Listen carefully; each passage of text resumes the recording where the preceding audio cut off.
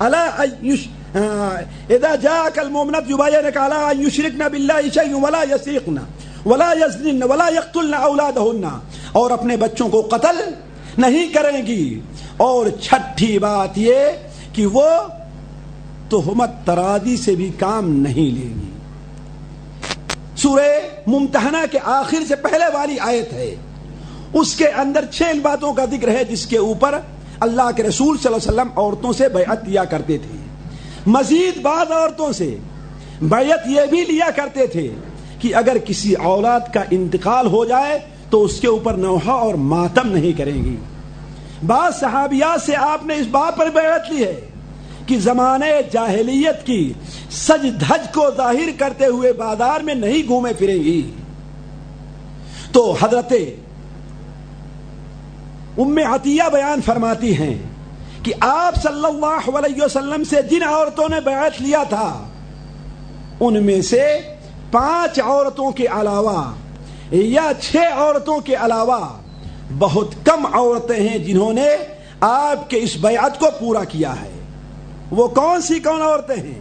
سب سے پہلا نام انہوں نے ام سلیم کا لیا ہے، دوسرا نام ام علا کا لیا ہے، تیسرا نام معاذ بن جبل کی بیوی کا لیا ہے، اس کے بعد کہا ہے کہ 2 اور 3 عورتیں اور تھیں۔ دیکھیے یہی میں کہتا ہوں اتنی اہمیت کی حامل عورتیں تھیں، لیکن عمومی طور پر ان میں سے کسی کا نام نہیں لیا گیا، کنیت سے یاد کیا گیا۔ ام سلیم، ام علا، ابنت ابی صبرہ اور باقی 2 عورتیں۔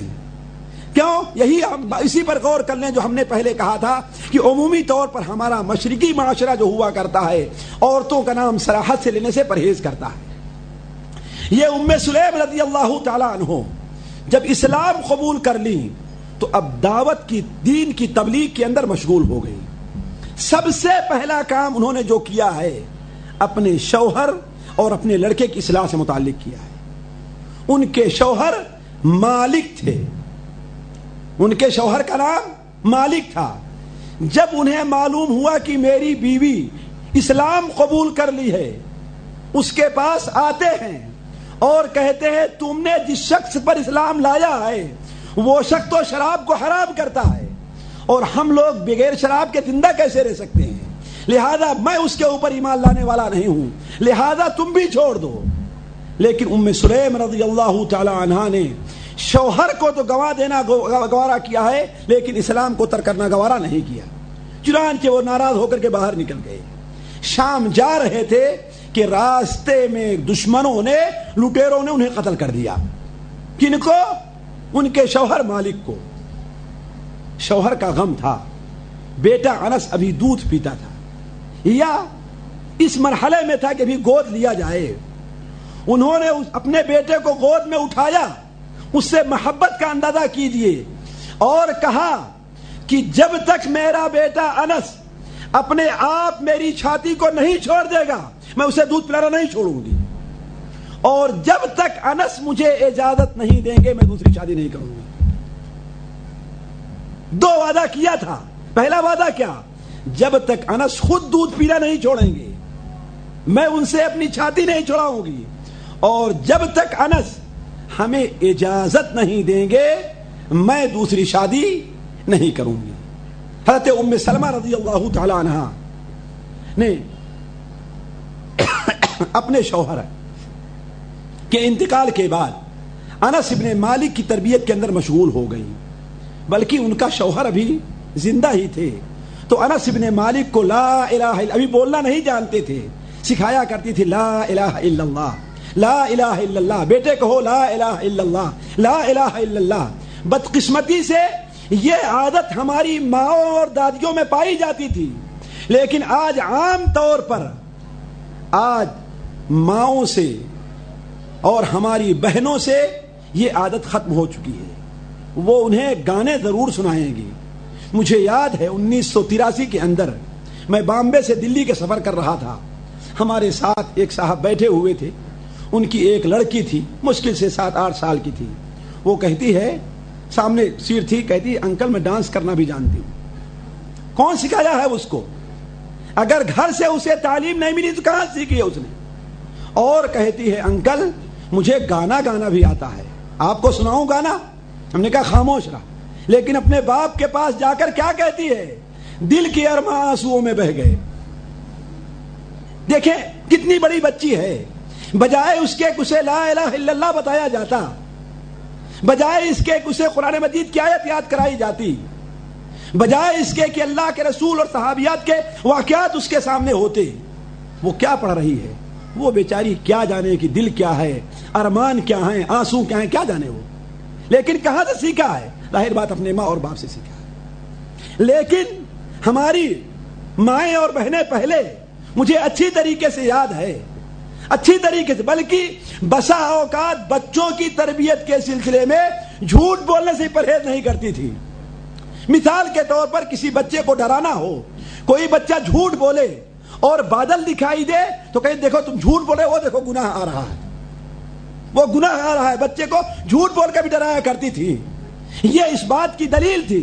یہ الگ مسئلہ ہے کہ ان کا ایسا کرنا جائز تھا کہ نہیں ناجائز تھا. البتہ یہ اس بات کی دلیل تھی کہ وہ بچوں کی تربیت اسلام اور توحید کے اوپر کیا کرتی تھی. تو حضرت ام سلیم رضی اللہ تعالی عنہ اپنے بچے انس بن مالک کو کیا سکھاتی تھی؟ اے بیٹے کہو لا الہ الا اللہ. ابھی بولنا شروع کیا تھا تو ان کے شوہر مالک کہتے تھے کہ تو ہمارے ہاتھ سے نکل ہی گئی ہے، تو ہمارے ہاتھ سے نکل ہی گئی ہے، تو میرے بیٹے کو خراب نہ کر. وہ کہتی تھی میں تمہارے بیٹے کو سنوار رہی ہوں، بگاڑ نہیں رہی ہوں. اس لیے کہ اصل زندگی بیٹے کی یہی زندگی ہے کہ اس کا ایمان بڑھے، وہ توحید کے اوپر قائم رہے، اور سمجھدار ہونے سے پہلے اس کے ذہن میں اللہ تبارک و تعالی کا نام پیوست ہو جائے. اسی لیے بعض وہ حدیثیں جس کے اندر آیا ہوا ہے، بعض علماء اسے ضعیف کہتے ہیں، بعض علماء اسے تقویت دیتے ہیں کہ جب بچہ پیدا ہو تو سب سے پہلے اس کے دائیں کان میں اذان دی جائے اور بائیں کان میں اقامت کہی جائے. کیوں؟ علماء اس کی وجہ یہی لکھتے ہیں کہ تاکہ سب سے پہلی چیز جو اس کے دل کے اوپر اس کے کان کے ذریعے داخل ہو، وہ کیا چیز ہے؟ اللہ تبارک و تعالیٰ کا نام ہے، اللہ تبارک و تعالیٰ کی توحید ہے. تو اپنے بیٹے کی اس طریقے سے تربیت کیا کرتی تھی. وہ کہتی تھی کہ اے بیٹے کہو لا الہ الا اللہ. اور اس تربیت کے بارے میں انہوں نے کئی طریقے اپنائے ہیں. مثال کے طور پر اللہ کے رسول صلی اللہ علیہ وسلم، اللہ کے رسول صلی اللہ علیہ وسلم کی آمد کے بعد جیسے ابھی اس کا ذکر آتا ہے کہ پہلا مرحلہ یہ آیا ہے کہ انس بن مالک کو اتنی محبت کے باوجود اللہ کے رسول کے حوالے کر دیا تھا. دوسرا مرحلہ بچے کی تربیت کے بعد شوہر کی تربیت کا آتا ہے. لوگ انہیں شادی کا پیغام بھیجنے لگے. کیوں؟ اس لیے کہ سمجھدار عورت تھی، لیکن انہوں نے وعدہ کر لیا تھا کہ میں شادی کب کروں گی؟ جب میرا بیٹا انس مجھے اجازت دے گا. تو اسی طریقے سے 4 سال 5 سال 6 سال 7 سال گزر گئے. انس ابن مالک تقریباً 8-9 سال کے ہو گئے. اللہ کے رسول صلی اللہ علیہ وسلم ہجرت کر کے آئے تو ایک صحابی ابھی اسلام نہیں لائے تھے، ان کی کنیت ابو طلحہ ہے اور عام طور پر لوگ جانتے ہیں. انہوں نے حضرت ام سلیم کو شادی کا پیغام بھیجا. ام سلیم نے کہا کہ میں تم سے شادی نہیں کروں گی، تم ایک کافر آدمی ہو. ذرا دیکھیں تربیت، تم ایک کافر ہو اور میں مسلمان عورت ہوں.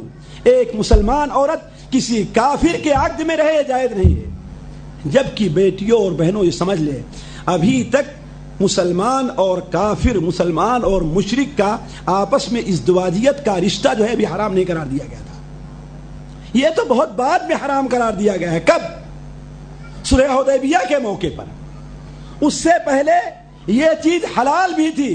اس کے باوجود اپنے شوہر کی تربیت کے لیے انہوں نے کہا میں تجھ سے شادی نہیں کروں گی. کیوں؟ اس لیے کہ تم کافر اور مشرک ہو اور ہم نے کلمہ پڑھ لیا ہے. وہ کہتے ہیں کہ ام سلیم تمہیں کیا چاہیے؟ سارے زمانے کی خوشنودی تمہیں میں دینے کے لیے تیار ہوں. کہا تم مجھے کیا دے گا؟ کہا الصفراء والبیضاء.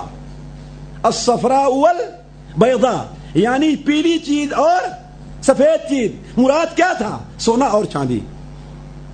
اور وہ جانتے تھے کہ عورتوں کی خواہش اور توجہ ان دونوں چیزوں کی طرف بہت زیادہ رہتی ہے.